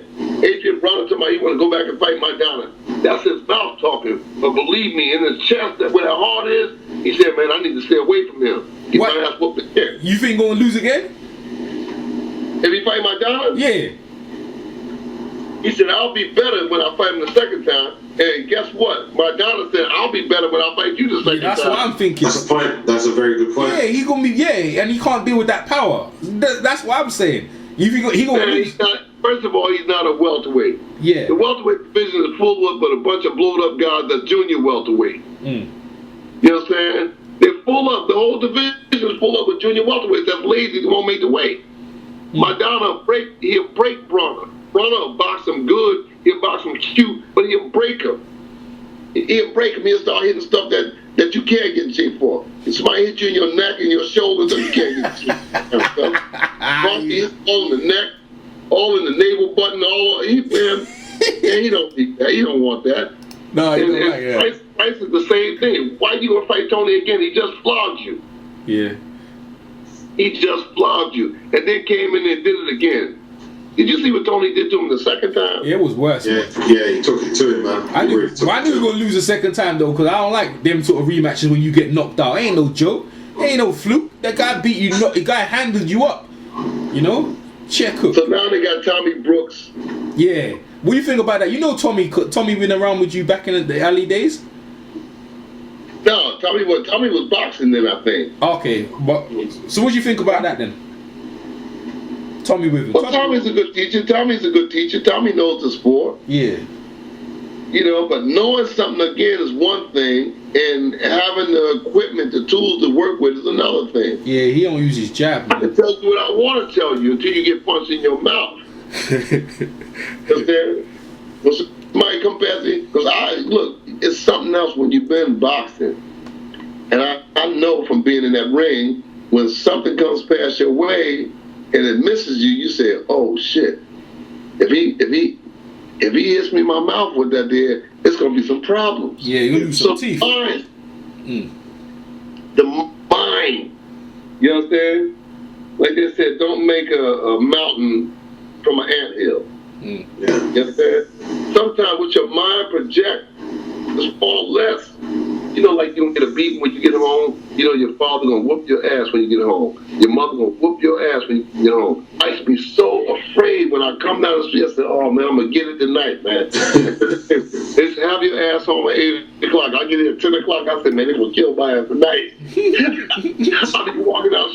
I be saying, "Damn," and I be coming like that. You know, and I see my mother put us, "All right, come on, go upstairs. You know what time it is. You know what you did. You gonna get it." And I'll be going up there saying, "Oh man, they gonna kill me tonight." Then when I get the beating, I'll be howling and screaming like I was getting it bad. Then when I get in the room, I say, "Oh, that wasn't nothing. I'm gonna do it again tomorrow." You know? Because in my mind it was gonna be this really bad beating. And then when I get the beating, I said, "Man, I wasn't too bad. I could do this again tomorrow." You know? Sometimes your mind will project things in a bad way that's not really bad. You understand? So boxing is a whole lot of things embodied together. What do you think about Sugar Ray Leonard versus Floyd Mayweather Jr.? No. How do you wait? How do you see that fight going? Who wins and how? 15 rounds. I was the one who put it on your page, man. No, actually, I didn't put Floyd Mayweather. I put Sugar Ray Robinson. But that now Leonard, no, that ain't going 15 rounds. That ain't going 15 rounds. Floyd, it'd be interesting. Leonard too strong. And he got too much power for Floyd, man. It'd be trouble for Floyd, man. Floyd ain't never dealt with something like that. Leonard has dealt with trouble with other guys like Hagler and all them other guys there, I don't think it would go the distance. Floyd might end up getting stopped, you know? In my mind, the difference between the two of them, Floyd Mayweather is both of them have the mindset that I'm not losing. That's the first thing. Yeah. Both of them are well-conditioned, well-trained, and they're mentally into those fights. But the difference is that Floyd makes adjustments where he says, okay, I'll go the distance to win the fight. Ray Leonard has the one-way mentality. I'm knocking you out. I want the knockout. And he will go through great measures to impose his will, even when it means taking punishment. Yeah. If you look at the fight with Ayub Kalouf for the junior middleweight title, Ray took a lot of punishment in that fight. If you look at the Donnie Leland fight, Ray took a lot of punishment in that fight. If you look at the Thomas Hearns fight, he took a lot of punishment in that fight. Ray Leonard was a beast. Floyd is more of a businessman. Floyd said, look, guys a little tough, I'll just go the distance. But Ray Leonard wants to get the knockout. I would love to have seen that fight. It would have been an entertaining fight to see. Yeah. I don't think it would be that easy for Ray to beat Floyd. No, I didn't say it would be easy, but I say at the end of the day, in a 15-round fight, Ray would get him. Yeah, in a 15-round fight was serious. I think 50 rounders would benefit Floyd today. If any fight would benefit Floyd. He's got great conditioning, man. No, I think Ray would break him down to the body, though. I think Ray is a better body puncher than Floyd. Floyd's not a good body puncher. See, Ray did a lot of work to the body. If you watch the fights with Hearns, Donnie Leland, and Ayub Kalouf, watch the body punches that Ray Leonard threw. Yeah, you're saying that he weakened Donnie Leland so bad, the body shots were bound to affect him. And Hearns, it was obvious, the only route to defeat was the body. But not just that. Look at the punishment that he took before he got results for that body punching. This is what I'm talking about. Donnie Leland was a light heavyweight. Donnie Leland probably came into the ring that night 180 pounds. Ray, if he was lucky, was 168. If he was lucky. Ray Leonard. Well, Donnie actually came at the super middleweight limit. He had to fight him at super middleweight. Right. Ray Leonard came in. Ray came in at 150, 164, 165. Yeah, but Donnie was a light heavyweight. He was the light heavyweight champion, and he had to defend his heavyweight champion at super middleweight. Right. Even at the Ray crippled him, really. Right. But Donnie Leland, remember, they didn't win the day of the fight. They weighed in the day before the fight. Okay. All right, so Donnie Leland had a lot of time to put that weight back on for that fight that night. He probably came in there 180 or something. You understand? So Ray went in there and did that body work, but before he got results, Donnie Leland put some hurt on Ray Leonard. He dropped him, remember? He cut him, and he was bombing him. And this kid took those shots and came back. If you look at the Ayub Kalouf fight, the southpaw Ayub Kalouf was busting on Ray. He was busting him down. If you look at the Benitez fight, Benitez was hitting him. Ray Leonard just, he was just a beast. He just took a lot of punishment. Floyd is a beautiful boxer, but I think Ray would have put that punishment on him. And Ray would have forced him. He'd have forced him out of shell. Floyd would fight admirably and probably get stopped around 14 rounds because Floyd is a very proud fighter and maybe even go the distance. But if he goes the distance with Ray wins the distance. I just think Ray was too strong for him, too physical for him. It would be a great fight. Floyd is not a very physical fighter.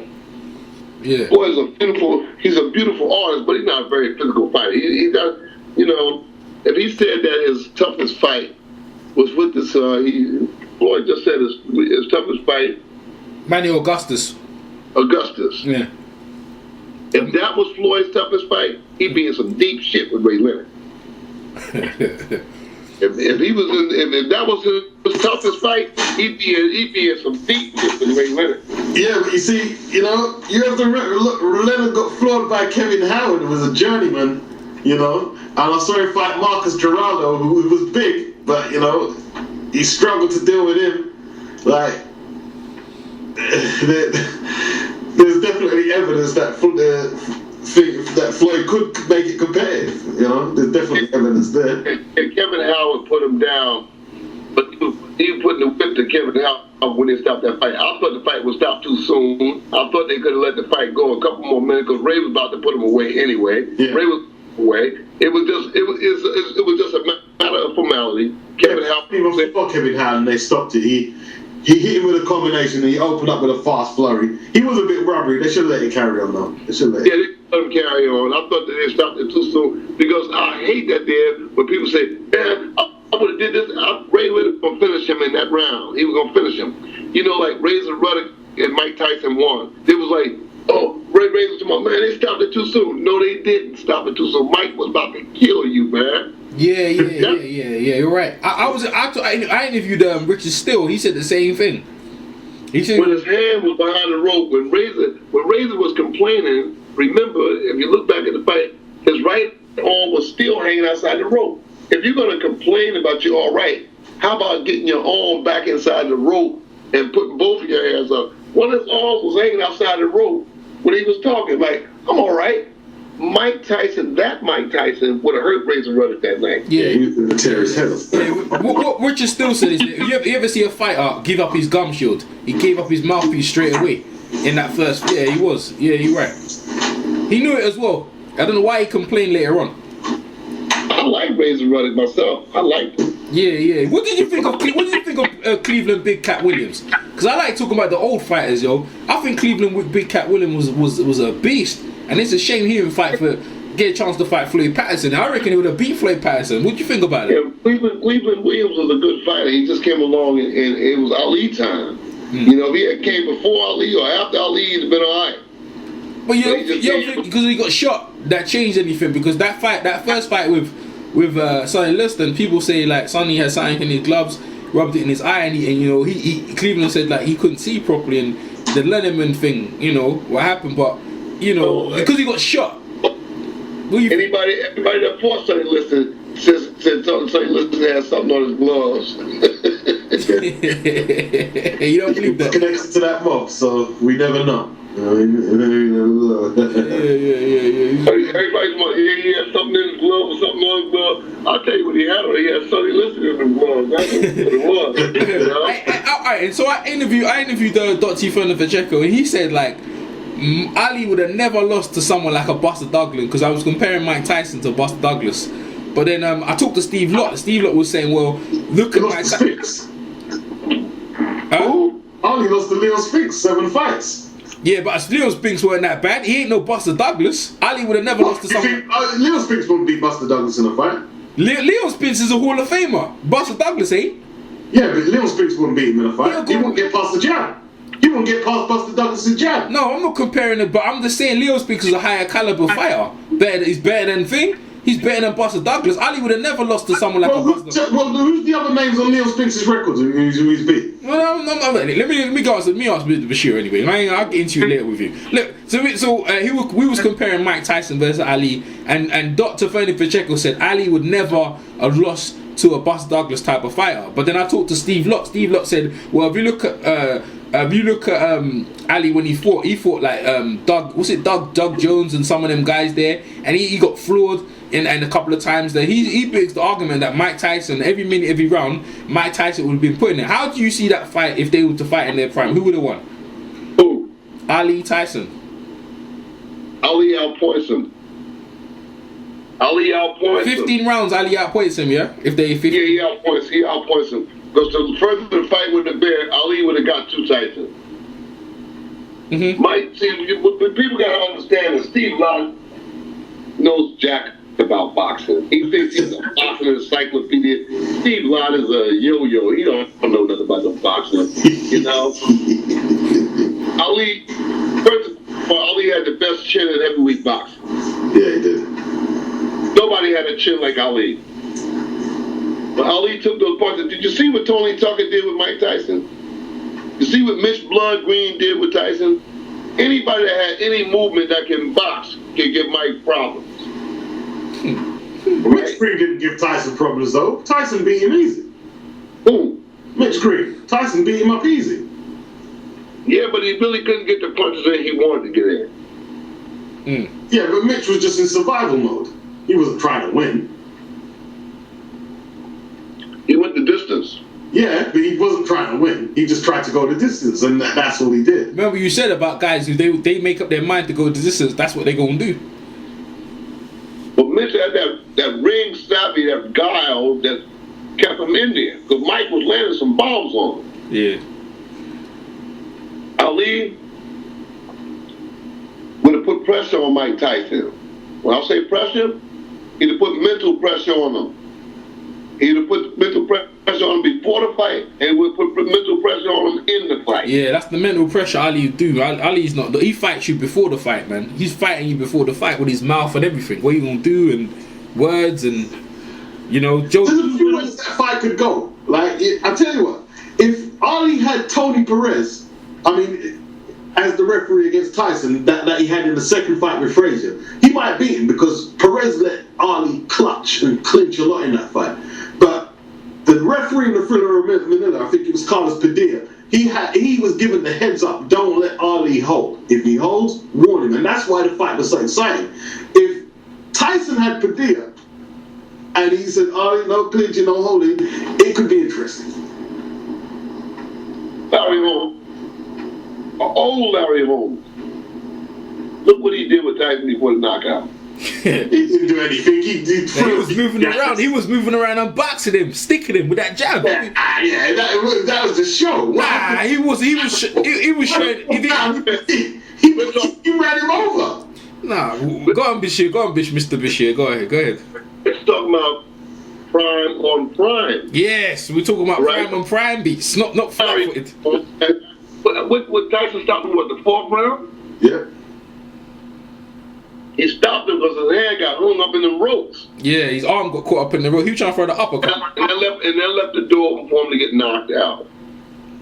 Right? Because he landed one. Nah, he stood flat-footed. He stood. This is what he's saying. He stood flat. Now he was getting ready to make a stand. He was going to hit Tyson. Yeah. But his arm got hung up in the ropes.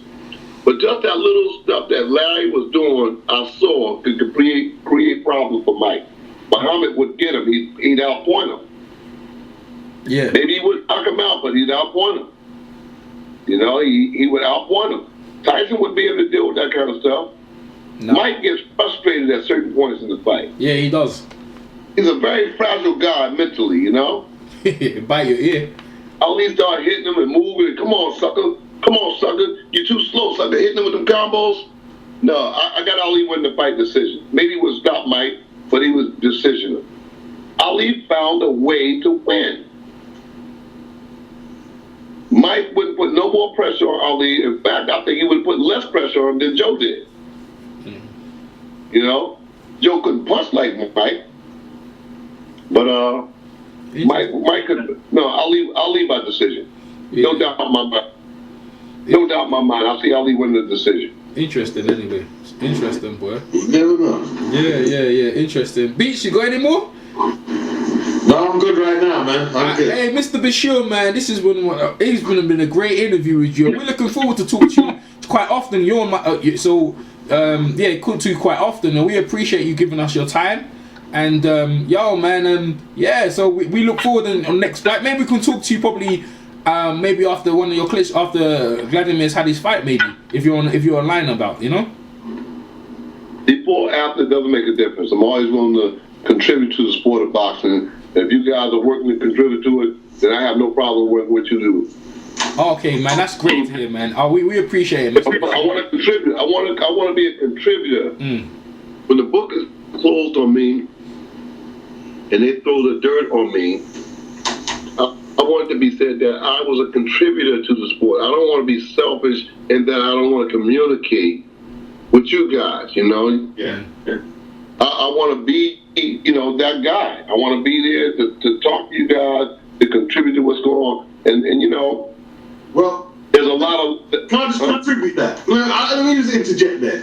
You are one of the people in a mainstream position with working with high-class boxers who the YTBC consider one of the real people, because you talk to us and we haven't got no media credentials and we haven't got this and that. But you talk to us with respect, you give us knowledge, and you know, always the people the white TBC really respect. Yeah, I would say that for the white. Yeah, we've been listening to interviews with Ingram Jones. He's a good friend of ours.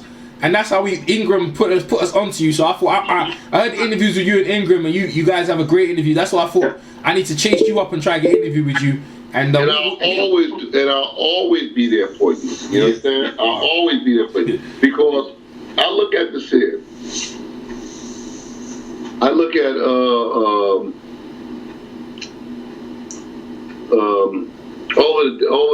the .com. They won't come to my mind right now. EastsideBoxing.com. Yeah. BoxingTalk.com. Yeah, Fight Hype and that. FightNews.com. FightHype.com. Yeah. And I noticed that these people interview the same people all of the time. Yeah, they do. And that's biased. It's biased because they get one spin. It's like they're giving them a head or something, you know? You know what I'm saying? Give me a break, man. Yeah. You know, y'all just getting one spin on everything. You know, sometimes you have 4, 5, 6, 7 articles on Freddie Roach. You understand? You have 4, 5, 6 articles on Floyd Mayweather's Senior. Yeah. You know, the world of boxing is bigger than that, man. Yeah. You know, you should have interviews from all around the world. That's what we do. You know, provided that they have translators and stuff. You know, boxing is a big world, it's a big community, and the people want to hear. So I'll always be there for you guys, because you guys are giving me a forum to express what I feel. Yeah. Ingram is giving me a forum to express what I feel. You guys get first priority for any interview with me. You guys got first. Y'all guys will always go to the front of the line. You know, I respect that. I appreciate that. You know, for taking this time out with me. You guys will always be able to go to the front of the line. Thanks, Mr. Bashir. You take care, man. Much appreciate it. Yeah. Yeah. Peace. All right, bye.